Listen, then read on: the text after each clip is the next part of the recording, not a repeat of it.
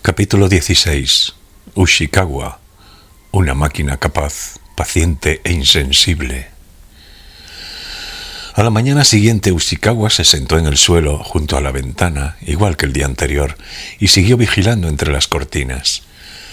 Prácticamente los mismos vecinos que habían regresado a casa la noche anterior, al menos gente que se les parecía, fueron saliendo del edificio. Todos iban encorvados y con el rostro ceñudo. Parecían hastiados y cansados frente al nuevo día que apenas despuntaba. Entre ellos no estaba Tengo, pero Ushikawa pulsaba el disparador de la cámara y registraba los rostros de cada persona que pasaba por delante. Tenía carretes de sobra y necesitaba practicar para ganar destreza. Al terminar la hora punta en que todo el mundo iba al trabajo, Ushikawa salió del piso y se metió en una cabina telefónica cercana. Marcó el número de la academia preparatoria de Yoyogi y preguntó por Tengo. La mujer que se puso al aparato le dijo: «El señor Kawana está de baja desde hace 10 días». «¿Está enfermo?» «No, él no, pero sí un familiar, y el señor Kawana se ha ido a Chiba». «¿Sabe cuándo volverá?» «Pues no se lo hemos preguntado», dijo la mujer. Ushikawa le dio las gracias y colgó. Si se trataba de un familiar, no podía ser otro que su padre, el hombre que había trabajado de cobrador de la NHK. De la madre, Tengo debía de seguir sin saber nada. Y por lo que Ushikawa recordaba, Tengo nunca se había llevado bien con su padre. A pesar de ello, había faltado más de 10 días al trabajo para cuidar de él. Eso costaba de creer. ¿Se había mitigado de pronto la aversión que Tengo sentía hacia su padre? ¿Qué enfermedad padecía y en qué hospital de Chiba lo habían ingresado? Debía averiguarlo, pero para ello necesitaba más de media jornada. Y tendría que interrumpir la vigilancia. Ushikawa se sentía perdido. Si Tengo estaba lejos de Tokio, no tenía sentido vigilar el portal de su edificio. Quizás sería más inteligente buscar en otra dirección. Podría indagar en qué hospital estaba el padre o avanzar un poco en la investigación sobre Aomame. Podría hablar en persona con colegas y compañeros de la universidad o de su primera empresa. A lo mejor conseguía alguna nueva pista. Pero, tras meditarlo largo rato, decidió seguir vigilando el edificio. En primer lugar, si interrumpía la vigilancia, perdería el ritmo de vida al que apenas empezaba a acostumbrarse. Tendría que volver a comenzar desde el principio. En segundo lugar, si trataba de localizar el hospital de Chiba y a los conocidos de Aomame, los frutos serían escasos comparados con el esfuerzo que invertiría. En una investigación, superado cierto punto, se cosechaban magros resultados. Lo sabía por experiencia. En tercer lugar, su intuición le decía, escueta y claramente, que no debía moverse de allí. Debía instalarse y prestar mucha atención a todos los que cruzaran por su campo visual. Eso le decía la intuición encerrada en su deforme cabeza. Estuviera Tengo o no, seguiría vigilando el edificio. Se quedaría y, antes de que Tengo regresase, reconocería a la perfección cada uno de los rostros de los inquilinos que entraban y salían a diario por el portal. Y a simple vista sería capaz de identificar a quienes no vivían allí. «Soy un animal carnívoro», pensó Ushikawa. Los animales carnívoros debían ser siempre pacientes. Debían fundirse con lo que los rodeaba y saberlo todo de sus presas. Ushikawa salió antes de las 12, cuando apenas nadie cruzaba el portal. Para ocultar un poco su rostro, se caló un gorro de punto y se envolvió el cuello con una bufanda que se subió hasta la nariz. Aún así, seguía llamando la atención. El gorro de punto beige se extendía sobre su cabezón como el sombrerillo de una seta. Más abajo, la bufanda verde parecía una gigantesca serpiente enroscada. No era un buen disfraz. Además, el estilo y los colores del gorro y de la bufanda no combinaban en absoluto. Ushikawa fue a la tienda de fotografía situada enfrente de la estación a que le revelasen 2 carretes. Luego entró en un restaurante de soba y pidió soba con tempura. Hacía tiempo que no comía caliente. Ushikawa dio cuenta del soba con tempura, saboreándolo bien, y se tomó hasta la última gota del caldo. Al terminar, su cuerpo había entrado en calor. Tanto era así que sudaba. Volvió a ponerse el gorro, se enrolló la bufanda al cuello y regresó al edificio. Al llegar al piso, encendió un cigarrillo y, con él entre los labios, extendió las fotografías en el suelo para ordenarlas. Comparó las de aquellos que habían vuelto a casa al anochecer con las de aquellos que habían salido a primera hora de la mañana y, si los rostros coincidían, los emparejaba. Para que fuese más fácil recordarlos, a cada uno le dio un nombre inventado. Con un rotulador anotó los nombres en las fotografías. A esas horas pocos cruzaban el portal. A las 10, un chico con pinta de universitario y un bolso bandolera colgado al hombro salió a toda prisa. Un anciano de unos 70 años y una mujer de unos 35 también salieron, pero regresaron al poco con sendas bolsas de supermercado. Ushikawa les fotografió las caras. Antes del mediodía entró un cartero que distribuyó el correo en los buzones del portal. Apareció, además, un repartidor a domicilio con una caja de cartón en los brazos que entró en el edificio y 5 minutos más tarde salió sin nada en las manos. A cada hora, Ushikawa se apartaba de la cámara y hacía estiramientos durante unos 5 minutos. Entretanto dejaba de vigilar, pero cubrir todas las salidas y entradas él solo era imposible. Lo importante era evitar el cansancio físico. Al pasar demasiadas horas en la misma posición, los músculos se atrofian y, cuando es necesario, no reaccionan con rapidez. Ushikawa movió diestramente su cuerpo redondo y deforme sobre el suelo, como Gregor Samsa después de transformarse en bicho, y ejercitó los músculos cuanto pudo. Para sobrellevar el tedio, escuchaba la radio en frecuencia AM con unos auriculares. Los programas diurnos iban dirigidos principalmente a amas de casa y personas ancianas. Los locutores hacían chistes malos, soltaban estúpidas carcajadas sin ton ni son, manifestaban opiniones bobas y trilladas y ponían una música que hacía que a Ushikawa le entraran ganas de taparse los oídos.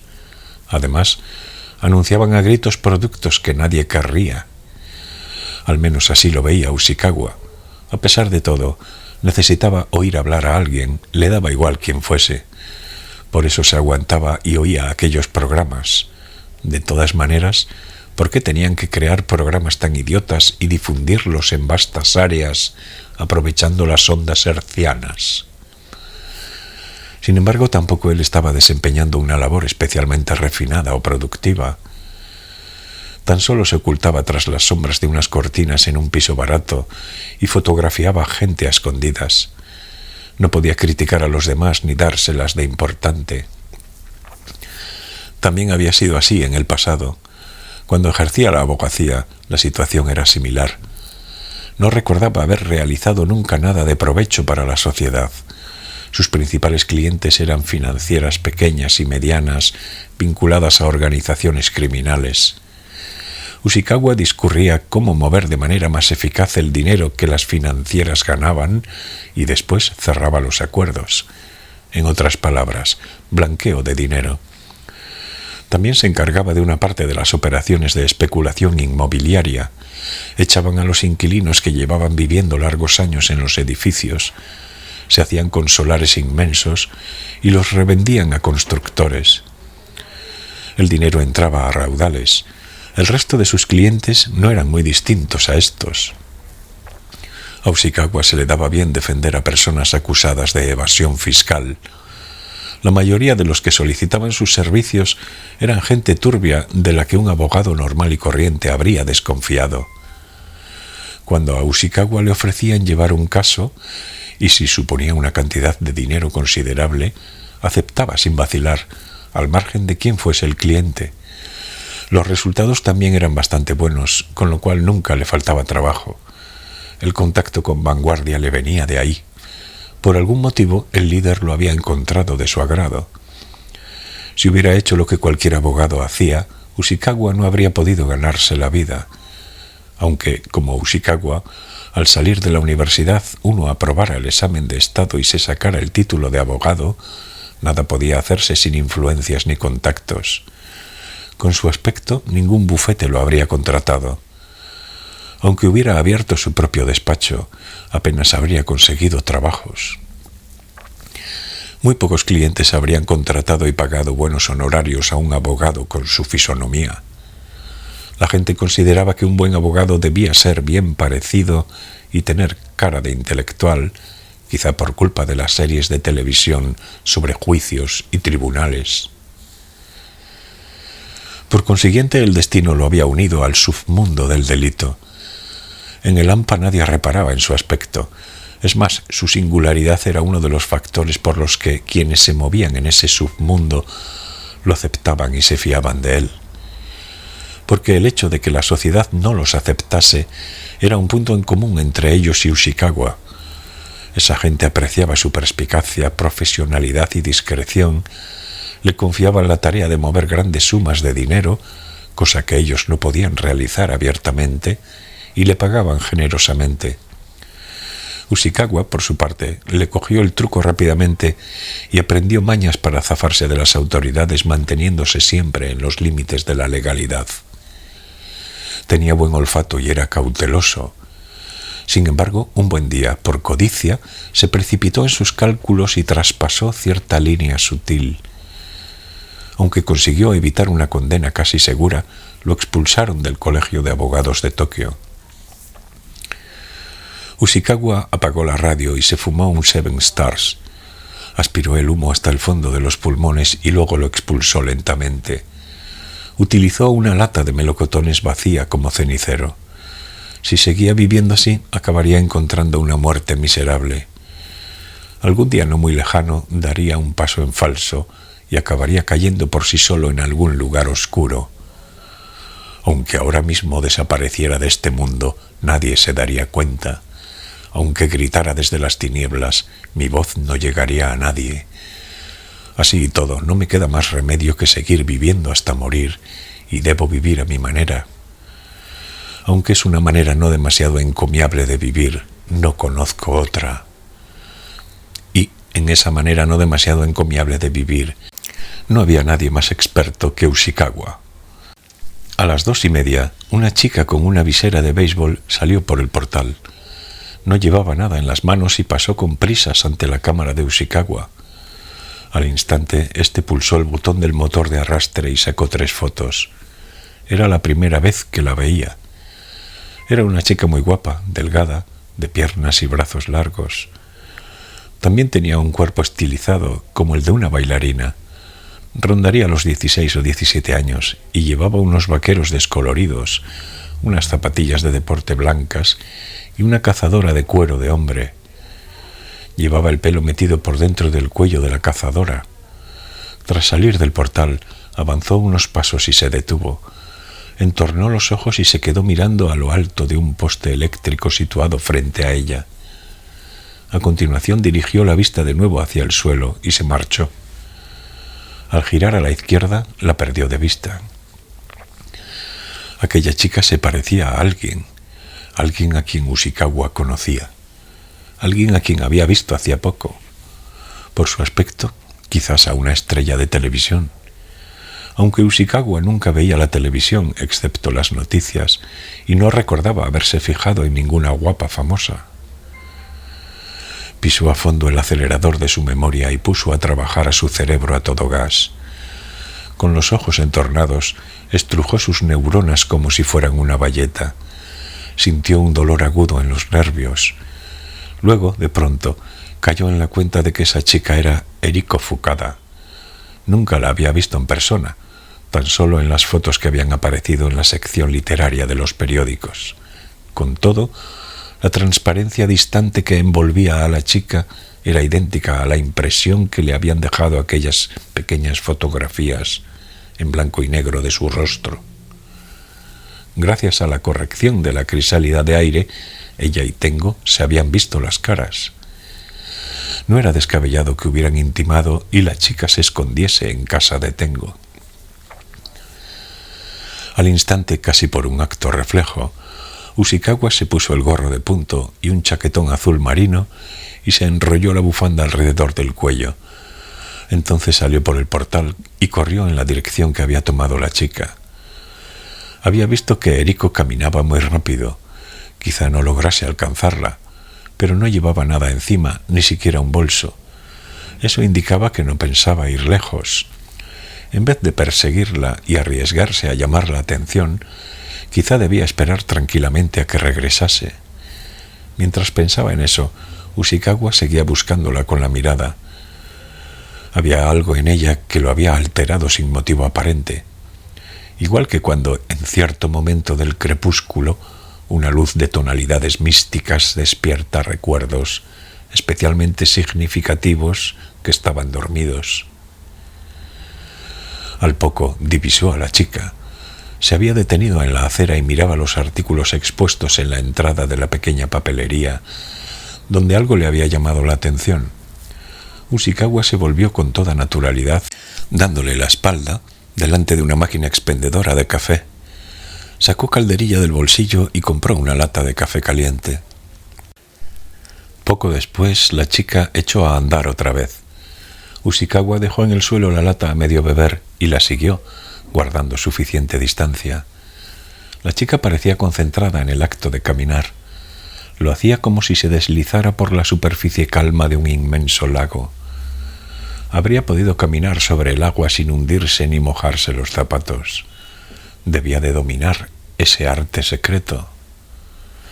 Sin duda poseía algo singular que un ser humano normal y corriente no posee.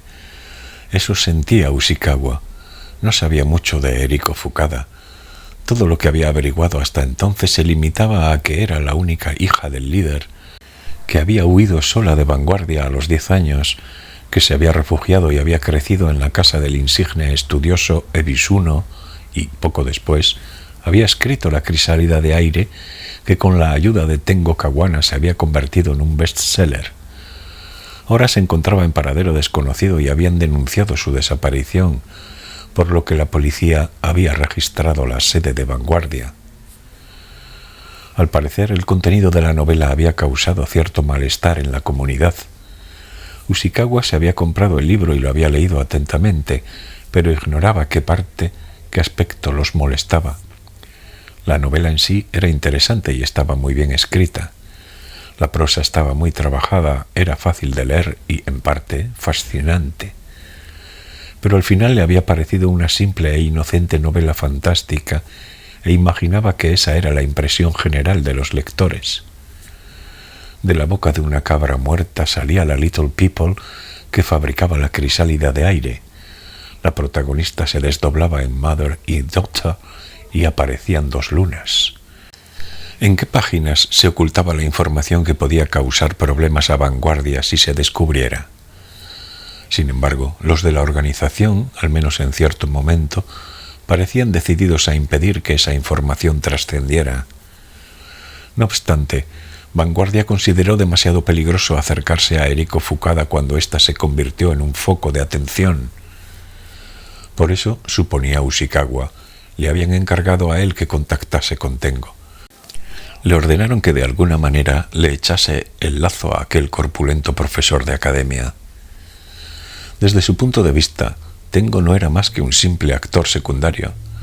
A instancias del editor, había hecho más accesible el manuscrito de La crisálida de aire. Un trabajo admirable, pero su papel seguía siendo auxiliar. Ushikawa no comprendía por qué Tengo les interesaba tanto, y él, a su vez, no dejaba de ser un soldado raso. Solo hacía lo que le mandaban. A sus órdenes, señor. Pero Tengo había rechazado la relativamente generosa propuesta que Ushikawa le había hecho y sus planes con respecto a él se frustraron. Entonces, mientras discurría por dónde seguir, el líder, padre de Eriko Fukada, falleció. A Ushikawa no le incumbía qué dirección había tomado Vanguardia, ni qué pensaba hacer en adelante. Tampoco sabía quién acaparaba el mando de la comunidad ahora que habían perdido a su líder. De momento le habían dicho que encontrara a Aomame y desentrañara qué trama se escondía detrás del asesinato del líder. Seguramente, en venganza, castigarían a los culpables, y estaban decididos a no permitir que la justicia interviniese. ¿Qué sucedía con Eriko Fukada? ¿Qué opinaba ahora Vanguardia de La crisálida de aire? ¿Seguían considerando la novela una amenaza para ellos? Eriko Fukada caminaba en línea recta hacia alguna parte sin aflojar el paso ni mirar atrás, igual que una paloma de regreso al nido. Poco después se reveló que esa alguna parte era Marusho, un supermercado de tamaño mediano. Fukaeri recorrió los pasillos con una cesta en la mano, seleccionando conservas y alimentos frescos. Para comprar una lechuga, la sopesó y la examinó desde diferentes ángulos. «Esto va para largo», pensó Ushikawa. Así que decidió salir del supermercado, ir a la parada de autobús que estaba al otro lado de la calle y vigilar la entrada del supermercado fingiendo que esperaba el autobús. Pero por más que esperó, la chica no salía. Empezó a preocuparse. A lo mejor se había marchado por otra salida. Sin embargo, antes le había parecido que la salida que daba a la calle principal era la única. Tal vez siempre le llevaba su tiempo hacer la compra. Recordó aquella mirada seria y misteriosamente superficial de la chica mientras pensaba con la lechuga en la mano.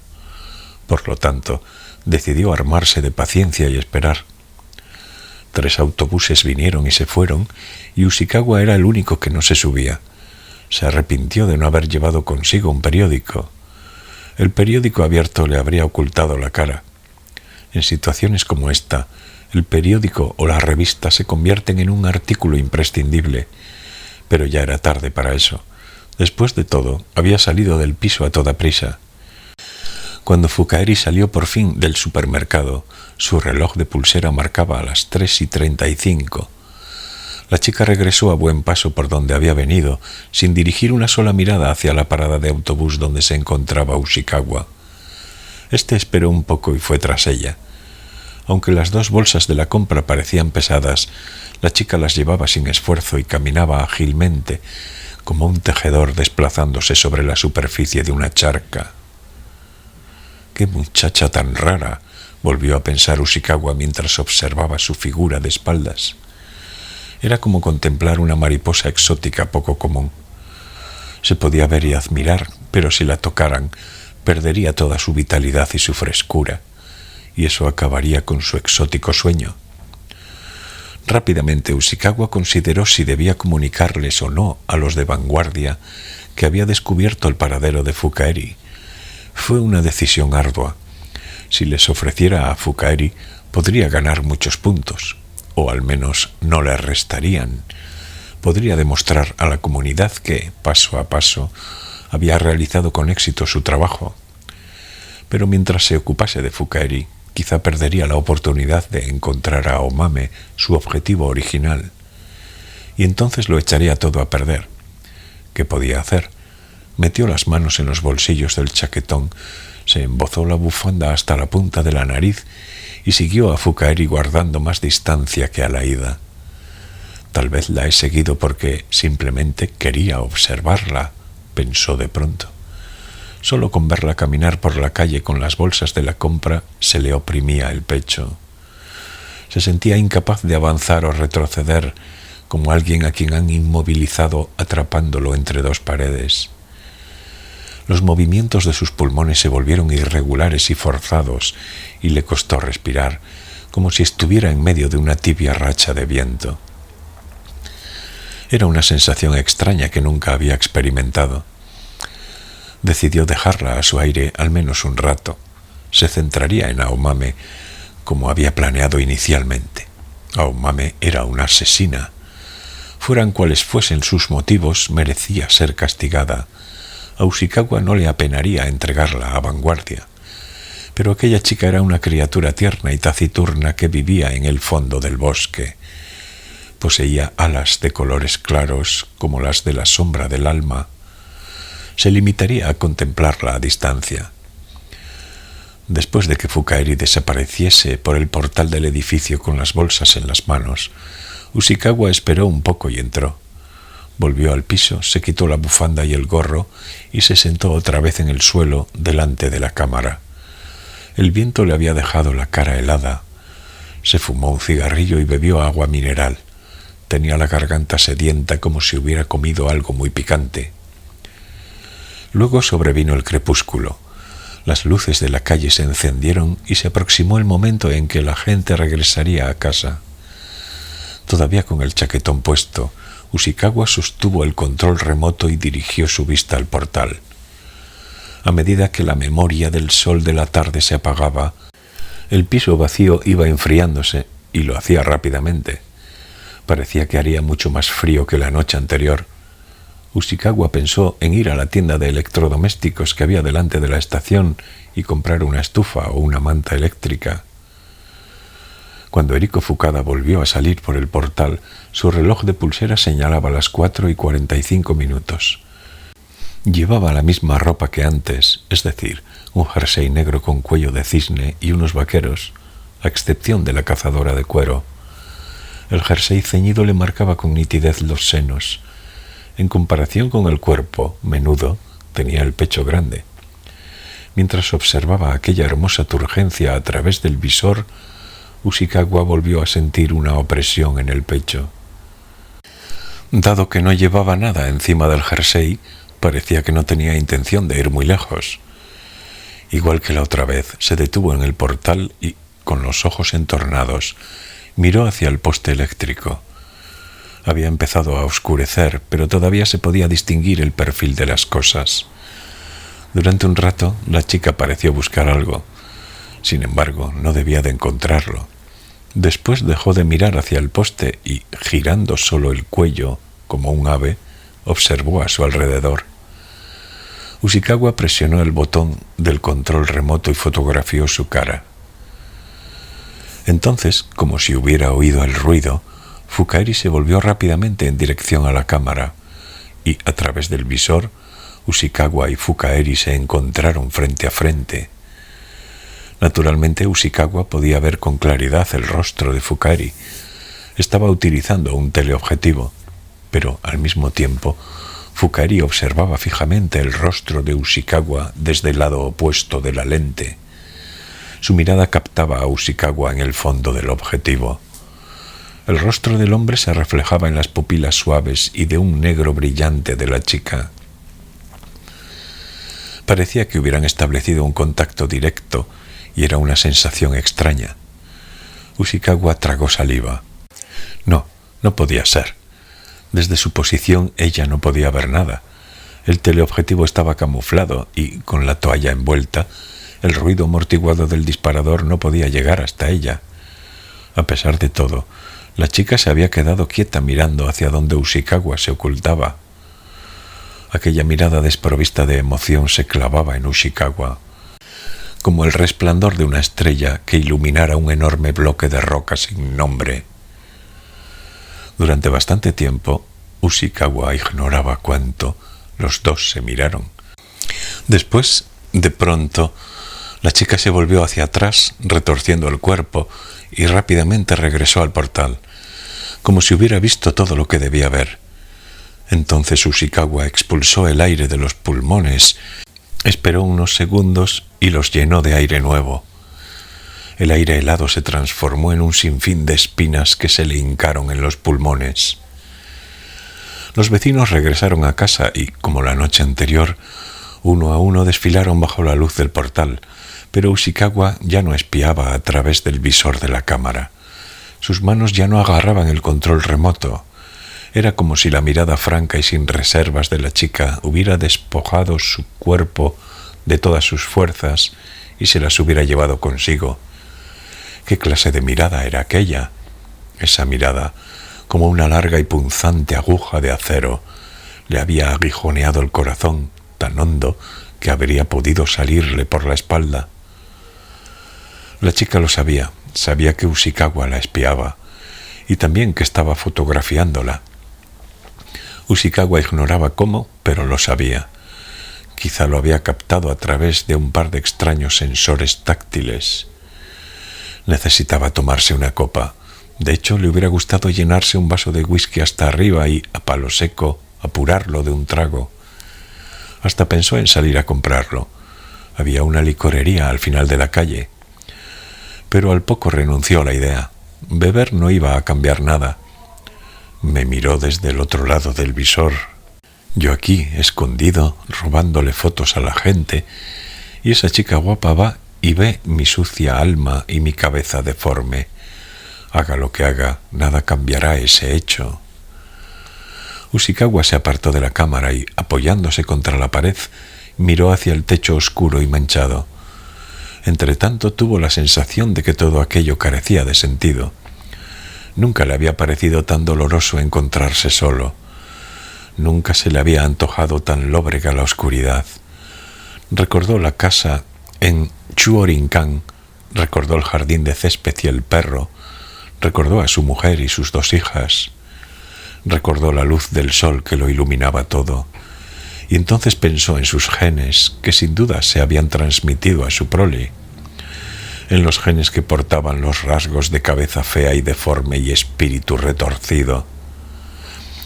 Tenía la impresión de que todo el trabajo que había hecho hasta ahora no servía de nada. En esa partida no le había tocado una gran baza, pero se había esforzado y había logrado aprovechar al máximo aquella pobre mano. Había hecho trabajar a su mente a toda máquina para ganar la partida y llevársela a puesta. Por un momento hasta le había parecido que todo marchaba sobre ruedas, pero ya no le quedaba ni una carta en las manos. Habían apagado la luz de la mesa de juego y todos los jugadores se habían retirado. Al final, ese anochecer no tomó ni una sola foto. Apoyado contra la pared, con los ojos cerrados, se fumó varios Seven Stars, abrió otra lata de melocotones y se los comió. Cuando el reloj dio las 9, fue al lavabo y se cepilló los dientes. Luego se desnudó, se metió en el saco de dormir y, entre tiritonas, intentó dormir. Era una noche muy fría, pero no solo tiritaba por el frío que hacía. El frío parecía provenir de su interior. ¿A dónde demonios me dirijo?, se preguntó Ushikawa en medio de la oscuridad. ¿De dónde vengo? Todavía sentía en el pecho el dolor que le había provocado la mirada de la chica. Quizá ese dolor jamás desaparezca, o quizá llevaba ya mucho tiempo ahí y no me he dado cuenta hasta ahora. A la mañana siguiente, tras desayunar queso con crackers y café soluble, recobró ánimos y se sentó de nuevo frente a la cámara. Igual que la víspera, observó a la gente que salía del edificio y sacó varias fotos. Pero entre ellos no estaba Tengo ni Eriko Fukada. Tan solo se veían personas encorvadas que pisaban el nuevo día por inercia. Hacía una mañana magnífica, pero ventosa. El viento esparcía el hálito que la gente despedía por la boca. Mejor no pensar demasiado, se dijo a Ushikawa. Engrosaré mi piel, endureceré la cáscara de mi corazón e iré acumulando días ordenadamente, uno tras otro. No soy más que una máquina capaz, paciente e insensible. Por un extremo absorbe nuevo tiempo, lo convierte en tiempo viejo y lo expulsa por otro. La única razón de ser de esa máquina es su propia existencia. Debía retornar a ese ciclo puro e inmaculado, el movimiento perpetuo que algún día tocaría a su fin. Ushikawa reafirmó su voluntad y, blindando su corazón, intentó apartar de su mente la imagen de Fukaeri. El dolor producido por la penetrante mirada de la chica había disminuido hasta convertirse en un malestar pasajero. Así está bien, pensó Ushikawa. Puedo darme por satisfecho. Soy un sistema simple hecho de pequeños detalles complejos. Antes del mediodía, Ushikawa fue a la tienda de electrodomésticos que se hallaba enfrente de la estación y compró una pequeña estufa eléctrica.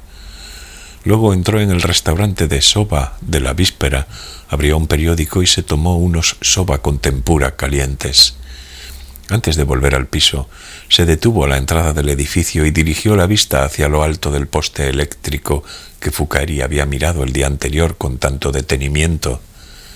Pero no detectó nada que llamase su atención.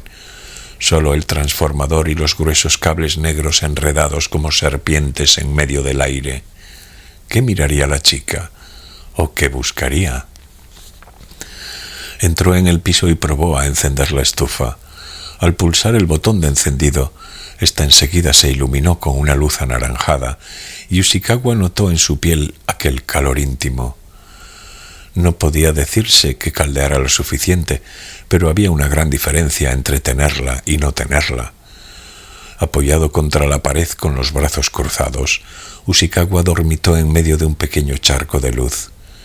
Fue una breve siesta sin sueños que evocaba el más puro vacío.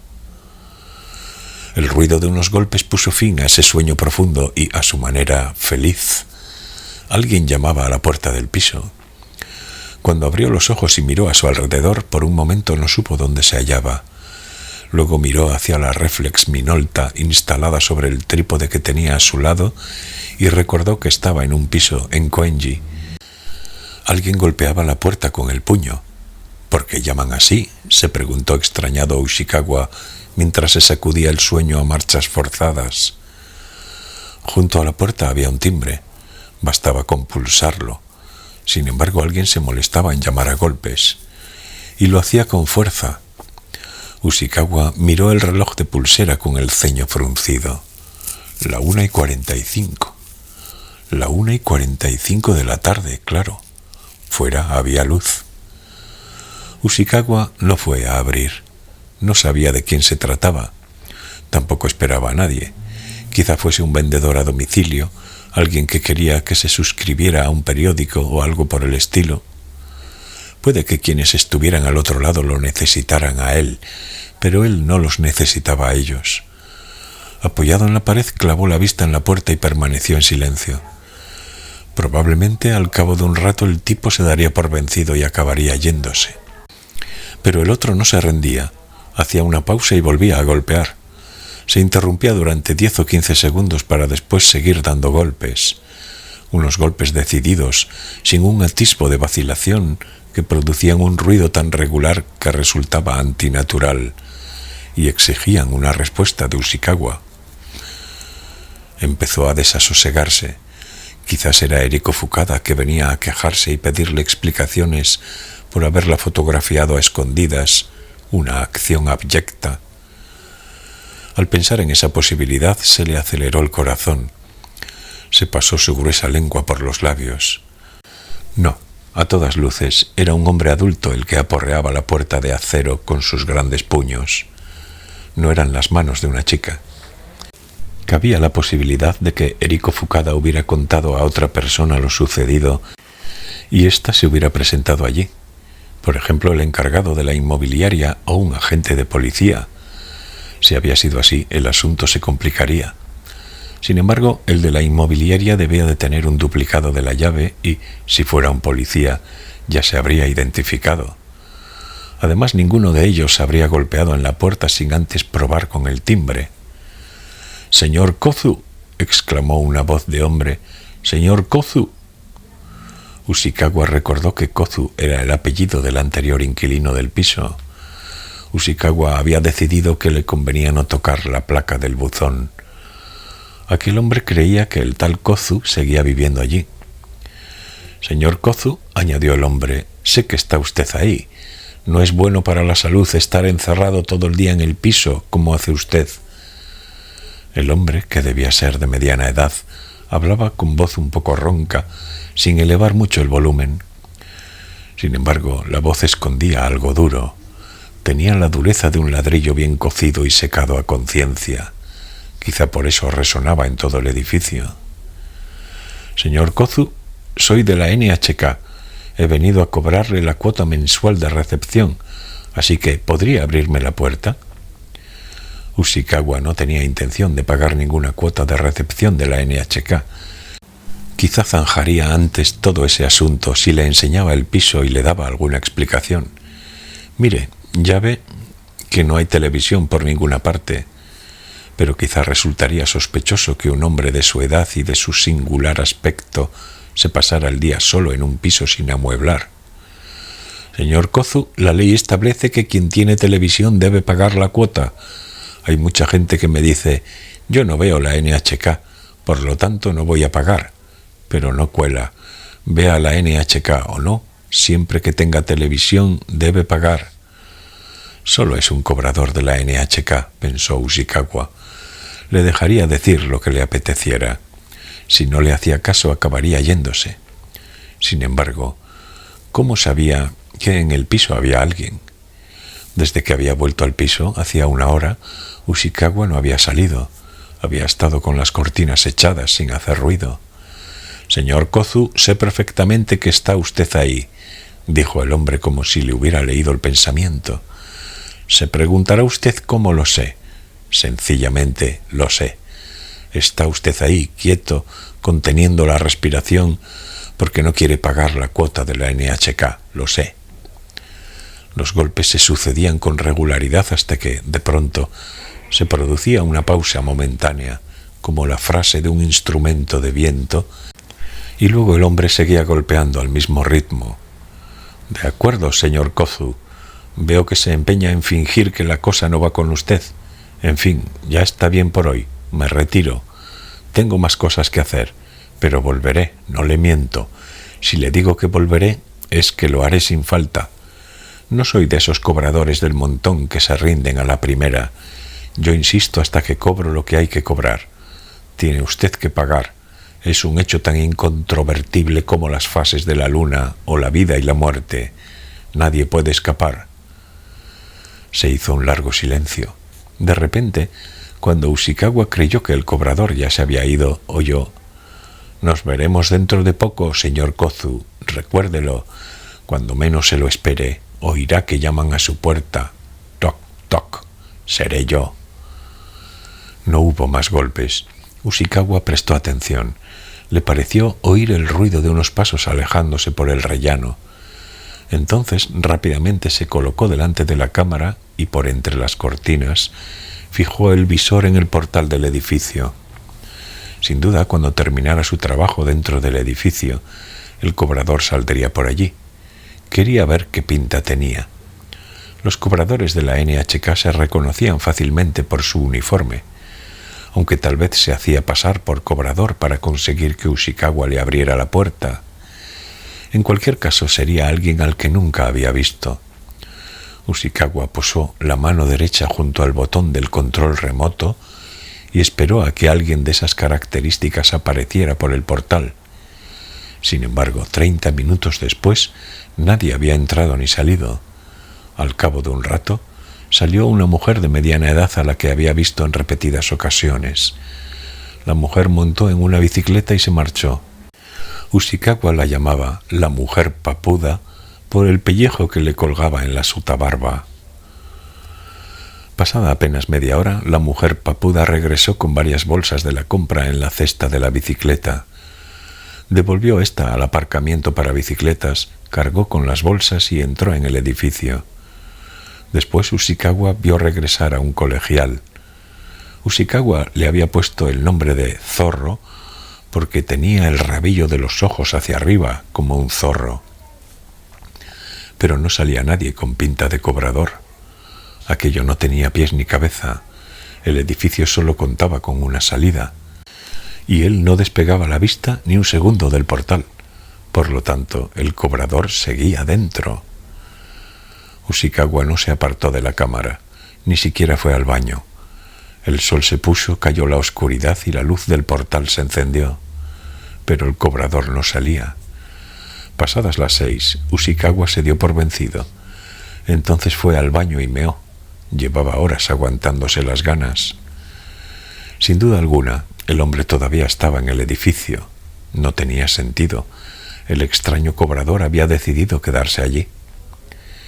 El viento, cada vez más frío, soplaba con un silbido agudo entre los cables eléctricos helados.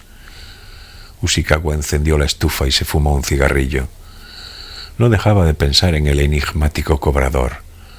¿Por qué hablaba de esa manera tan provocadora? ¿Cómo podía estar tan seguro de que había alguien dentro del piso? ¿Y por qué no había salido del edificio? Y si era así, ¿dónde estaba en ese momento? Ushikawa se alejó de la cámara y, apoyado contra la pared, permaneció largo rato mirando fijamente los filamentos anaranjados de la estufa.